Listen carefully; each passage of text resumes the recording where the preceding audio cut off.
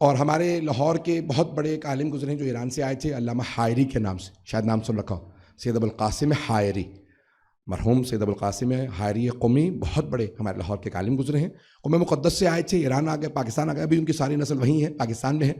تو ان کے سارے نسل والے کہتے ہیں کہ انتقال سے پہلے سید علی حائری کے پاس علامہ اقبال خود آئے۔ آنے کے بعد سوال کیا تھا، اگر میں وقت لے رہا ہوں، کہ علامہ اقبال نے علامہ حائری سے کہا کہ بہرحال آئے ایک مجلس میں، کسی صاحب نے کہا علامہ اقبال سے کہ بھی آپ کو پتا نا علامہ اقبال علماء کے بہت سخت مخالف تھے، دین فی سبیل اللہ، دین ملا فی سبیل اللہ فساد، کہ ملا جو ہے سوائے فساد کرانے کے، اور مجاہد کی ازاں، ملا کی ازاں اور مجاہد کی ازاں، اور تو بہت سخت، کیونکہ اس زمانے کے آپ کو پتا درباری ملاؤں کا دور تھا، اور جو انہوں نے اپنے ہاں دیکھا تو بہت سب متنفر ہو گئے تھے۔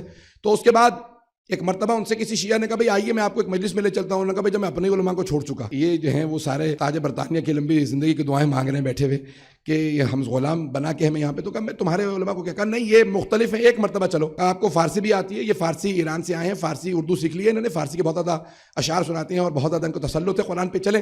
کہا میں پیچھے بیٹھوں گا، ملوں گا نہیں ان سے، کہا ٹھیک ہے۔ انہوں نے فوراً چٹ لکھی، علامہ حائری کو بھیج دی کہ ڈاکٹر، اس زمانے میں علامہ اقبال نہیں کہتے تھے، ڈاکٹر محمد اقبال آپ کی مجلس میں آ چکے ہیں، ذرا ان کو مد نظر رکھتے ہوئے مجلس پڑھیے گا۔ تو علامہ حائری نے پوری کی پوری جو مجلس پڑھی، وہ جو مغربی فلسفہ تھا اس کی رد میں پڑھی، 1.5 گھنٹے سے زیادہ لمبی تقریر کی کہ جو مغربی فلسفہ جس میں الحاد، ایتھیسٹ تصور پورا توحید کے خلاف دیا جاتا ہے کہ خدا نہیں ہے، توجہ رکھیے گا، کہ دین کی دشمنی، دین کی مخالفت، انہوں نے پورا جواب دیا 1.5 گھنٹے میں۔ تو علامہ اقبال نے کہا یہ کون ہے؟ کہا کیوں؟ کہا میری ساری زندگی کی محنت 1.5 گھنٹے میں تباہ کر دی، اب سمجھ میں آیا شیعوں کو کھٹمل کیوں کہتے ہیں۔ چلتے رہیے گا۔ تو کہا مجھے ان سے ملواؤ، میں ملنا چاہتا ہوں، چلیے گا میرے ساتھ۔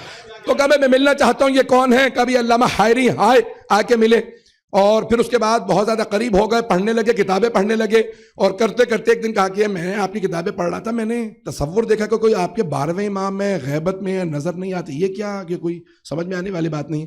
تو علامہ حائری نے کہا پہلے 11 سمجھ لو، 12ویں خود بخود سمجھ میں آ جائیں گے۔ تو انہیں جواب پسند نہیں آیا، اٹھے، کبھی کوئی کتاب ہو تو دے دیجیے گا، پڑھ لوں گا۔ انہوں نے کہا میں نے خود لکھی ہے، یہ پڑھو۔ علامہ اقبال چلے گئے، فارسی میں پڑھا، کچھ عرصے بعد 1.5 مہینے بعد واپس آئے، اور آنے کے بعد کہا کہ آپ کی اس کتاب کو پڑھنے کے بعد میں نے یہ نظم لکھی ہے، کبھی اے حقیقت منتظر نظرا حقیقت مجاز میں، پتہ نہیں لوگ ہے یا نہیں ہے، کہ ہزاروں جبینیں تڑپ رہے۔ بھائی عزیزان گرامی اتنا سب کچھ لکھا علامہ اقبال نے، پھر بھی لوگ کہتے ہیں نہیں حنفی تھے، مجھے نہیں معلوم کس سے ان کی وصیتیں لکھوائی گئیں، پتہ نہیں مسلمانوں نے کس کی جھوٹی وصیت لکھی تھی کہ آج تک عادت چھوٹ نہیں رہی۔ چلیے گا خدا راج میرے ساتھ۔ تو ایک مرتبہ کہا علامہ اقبال نے بے انتہا لکھا بہت کچھ، اور خود ایک مرتبہ ان سے سوال بھی کیا گیا تھا بھئی آپ شیعہ ہیں یا سنی ہیں؟ شیعہ کہنے لگے آپ شیعہ ہو گئے، تو انہوں نے جواب میں کہا کہ پوچھتے کیا ہو، مذہب اقبال کیا ہے؟ یہ گنہگار بو ترابی ہے۔ خاندان والوں نے کہا ہم بائیکاٹ کر دیں گے، تو انہوں نے کہا ٹھیک ہے تھوڑا سا عقیدہ بدل کے بھی پیش کر سکتا ہوں، ہے اس کی طبیعت میں تشیع بھی ذرا سا، ہے اس کی طبیعت میں تشیع بھی ذرا سا، تفضیل علی ہم نے سنی اس کی زبانی، تفضیل علی ہم نے سنی اس کی زبانی، کہ میں علی کی افضلیت کا قائل ہوں، صرف صحابہ سے نہیں۔ اگر کبھی کراچی میں کوئی ٹی وی پہ بیٹھ کے پوچھے بتاؤ علی انبیاء سے افضل ہے یا نہیں، کبھی نہ کہو شیعوں کا عقیدہ کیا ہے، کو اقبال شاعر مشرق کا۔ حائری کے خاندان والے کہتے ہیں کہ انتقال سے پہلے اپنی وصیت دے گئے تھے کہ علامہ میں آپ کو سونپ کے جا رہا ہوں، میں نے اپنا عقیدہ وہ بنا لیا ہے جو اہل بیت کا عقیدہ تھا، اگر میں مر جاؤں تو آپ ذمہ دار ہیں، روز قیامت جناب سیدہ سے آپ بس اتنا کہہ دیجئے گا کہ میں ان کا ماننے والا تھا، ان کی دفاع کرتا تھا۔ وصیت ان کے بہرحال علامہ حائری کے پاس تھی، اور وہاں پہ کہہ کے گئے تھے کہ میں اہل بیت علیہ السلام کے راستے پہ ہوں، میں 12 کو مانتا ہوں، توجہ رکھیے گا میرے ساتھ۔ تو ان سے کہا بھئی یہ شیعہ کہتے ہیں کہ جناب سیدہ افضل ہے، تو آپ بتائیے کہ جناب مریم افضل ہے یا جناب سیدہ؟ تو علامہ اقبال کے فارسی کے کلام بہت زیادہ ہیں، کلیات اقبال فارسی بہت ضخیم ہے، اس میں اسرار خودی آپ نے سن رکھی ہے نا کتاب، اسرار خودی ہے، پھر رموز بے خودی، رموز بے خودی میں انہوں نے جواب دیا، وہاں پہ اس نظم کو چھاپا، سوال ہوا بتائیے کون افضل ہے، سیدہ افضل ہے یا مریم؟ تو انہوں نے کہا ٹھیک ہے میں نظم میں جواب دوں گا، اور انہوں نے جناب سیدہ سے متعلق حضرت فاطمہ الزہرا کی فضیلت بیان کر رہا ہوں نظم میں، اور فرماتے ہیں فارسی کی نظم ہے، ترجمہ میں کروں گا اور ترجمہ ذمہ داری سے ہوگا، حاشیہ میرا ہوگا۔ حاشیہ سمجھتے ہیں، بیچ میں فٹ نوٹس ہوتے ہیں، کامنٹس ہوتی ہیں، ٹرانسلیشن بھی میرا ہوگا، کامنٹری بھی میری ہوگی، بتا دوں گا کہاں پہ ٹرانسلیشن ہے کہاں کامنٹری۔ نظم تو لانی ہے، میں کوشش کروں گا کہ صرف اس میں سے سلیکشن آپ کو سناؤں تو علامہ اقبال نے کہا مریم از یک نسبت عیسیٰ عزیز، از سے نسبت حضرت زہرا عزیز. علامہ اقبال کہتے ہیں مریم کو بس ایک عیسیٰ سے نسبت ہے جس کی وجہ سے ان کا اتنا مقام کہ، لیکن سیدہ کو 3 نسبتیں ہیں. از سے نسبت حضرت زہرا عزیز. کون سی 3 نسبتیں علامہ اقبال نے شاعری میں سنائی ہیں؟ فرماتے ہیں نور چشم رحمت للعالمین آن امام اولین و آخرین. پہلی نسبت پیغمبر اسلام سے، ان کی آنکھوں کا نور ہے. سارے اشعار بیچ کے چھوڑ رہا ہوں، پھر آئیے کہ دوسری نسبت کس سے؟ کہ بانو ان تاجدار حل عطا مرتضی مشکل کشا شیر خدا بادشاہو کل بئی ایوان او یک حسامو یک ذرا سامان او. علامہ اقبال کہتے ہیں سیدہ کون ہے؟ 4 اشعار کے اندر جناب امیر کا تعارف کروایا کہ بانوے ان تاجدار حل عطا کا زوجہ کس کی ہے؟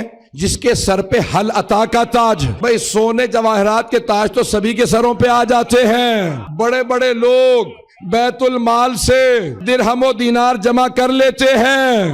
یہ حاشیہ میرا تھا. علامہ اقبال کا سن لیجئے، وہ فرماتے ہیں کہا جس کے سر پہ حل عطا کا تاج وہ فاطمہ الزہرا کے شوہر ہیں.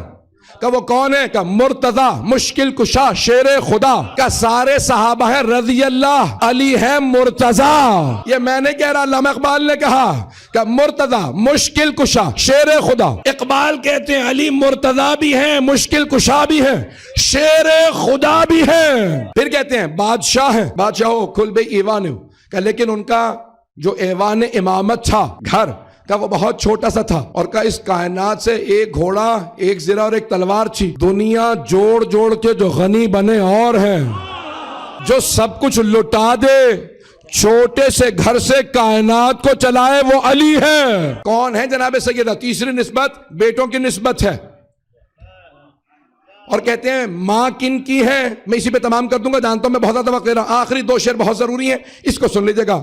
مادر ان مرکز پرکار عشق، مادر ان قافلہ سارار عشق. کا جس جناب مریم ماں ہے جناب عیسیٰ کی، کا جس قافلہ عشق یعنی عشق حقیقی، کا جس قافلہ عشق کے مرکز میں بیچ میں جناب مریم چل رہی ہے، اس کاروان کی سالار فاطمہ ہے. کہ ان کے 2 بیٹے تھے. ان یکی شمع شبستان حرم. کا علامہ اقبال نے امام حسن مجتبیٰ سے متعلق کہا کہ ان یکی شمع شبستان حرم.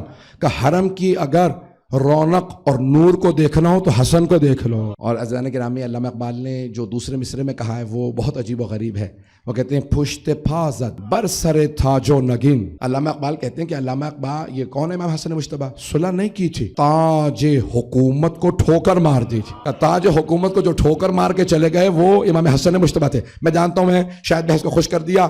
امام حسین سے متعلق کہا اور کہا کہ پوری دنیا کے جتنے بھی آزاد لوگ ہیں، واندگر مولائے ابرار جہان، ساری دنیا کے جتنے آزاد فکر مرد ہیں ان کے مولا کا نام حسین ہے. قوت بازو احرار جہان. وقت نہیں ہے عزیزان گرامی. علامہ اقبال کے آخری 2 مصرے سن لیجئے. نظم بہت طولانی ہے، میں دیکھ رہا ہوں کہ شاید بہت تاخیر ہو چکی، مجمع تھک رہا. میں پیش کر رہا ہوں کہ علامہ اقبال کون کہتے ہیں. کیا کہتے ہیں جناب سیدہ سے متعلق؟ کہتے ہیں کہ نوریو ہم آتشی فرمان برش، گم رضایش در رضائے شوہرش. کہا چاہے نوری ہو یعنی فرشتے، چاہے آتشی ہو یعنی جن، کا تمام کے تمام فرشتے جن ان کے حکم کے فرما بردار تھے. میں نے نہیں کہا، اقبال کہہ رہے ہیں. او مسلمانوں، یا شاعر مشرق نہ کہو، یا عقیدے درست کر لو. گم رضایش در رضائے شوہرش. کہ لیکن خود ان کی جتنی مرضات تھیں وہ ان کی شوہر کی مرضی میں گم تھے.